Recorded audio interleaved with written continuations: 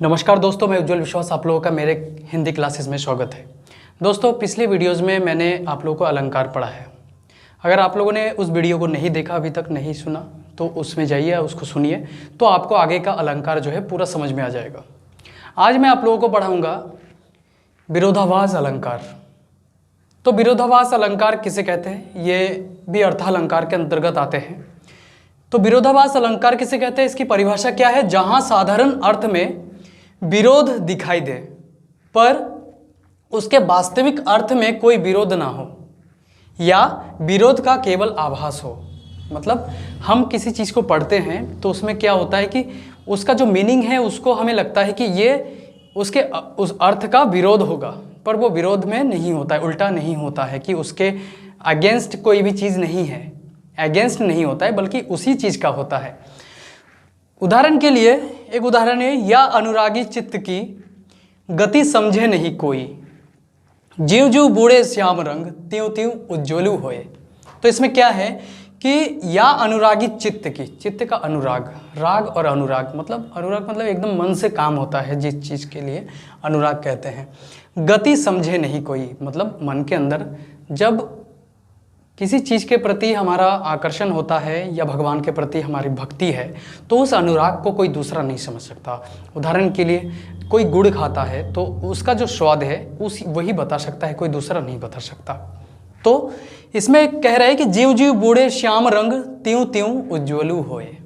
कहने का मतलब देखो, कह रहा है कि जैसे जैसे हम काले रंग डालते हैं वैसे ही वैसे वो सफ़ेद में बदल जाता है, मतलब वो उज्जवल हो जाता है, प्रकाश हो जाता है, उसमें रोशनी या बढ़ने लगती है। तो अब एक बात बताओ, कोई काला रंग डालने पर कभी रोशनी बढ़ेगी, प्रकाश होगा, उजाला होगा, सफ़ेदी बढ़ेगी? नहीं। तो इसका कहने का मतलब क्या है कि जीव जीव बूढ़े श्याम रंग, यहाँ श्याम भगवान श्री कृष्ण है, कृष्ण का रंग जब भक्त के हृदय में, मन में पड़ता है तो उसका जो है भक्ति जो है और ज़्यादा जागृत होती है। तो कहने का यही मतलब है कि जहाँ साधारण अर्थ में विरोध दिखाई दे पर उसके वास्तविक अर्थ में कोई विरोध नहीं होता है, तो वो अलंकार कौन सा अलंकार हो गया? विरोधाभास अलंकार हो गया। ठीक है। इसके बाद मैं आप लोगों को भ्रांतिमान अलंकार क्या है ये बताऊंगा। भ्रांतिमान अलंकार, भ्रांतिमान अलंकार किसे कहते हैं, परिभाषा क्या है? जहाँ भ्रमवश किसी वस्तु को सादृश्य के कारण अन्य वस्तु समझ लिया जाए। जब देखने में थोड़ा सा अलग लगे तो हम कोई और चीज़ समझ लेते हैं। ठीक है।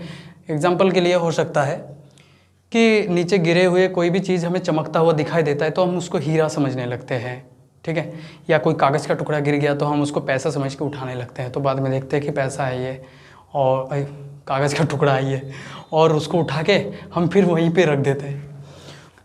जैसे उदाहरण है, किंसुक कुसुम समझ कर झपटा भौरा सुख की लाल चोच पर, तोते ने निज ठौर चलाई जामुन का फल समझ कर। देखो इसमें क्या हुआ, ये भ्रांतिमान अलंकार क्यों है? इसमें पहले पंक्ति में देखते हैं, किंसुक कुसुम समझ कर। किंसुक एक फूल का नाम है जो तोते की चोच की तरह दिखता है, और वो फूल समझकर भौरा जो है उसके होठ पर, उसके चोच पर क्या है, झप पड़ा, और इधर तोते को भी भ्रम हो गया। तोते ने निज ठौर चलाई जामुन का फल समझकर। अब जामुन का फल वैसे भौरा जैसा ही होता है दिखने में, दोनों भ्रम में था। उसने जामुन का फल समझा और भौरे ने उसको किंसुक कुसुम समझा।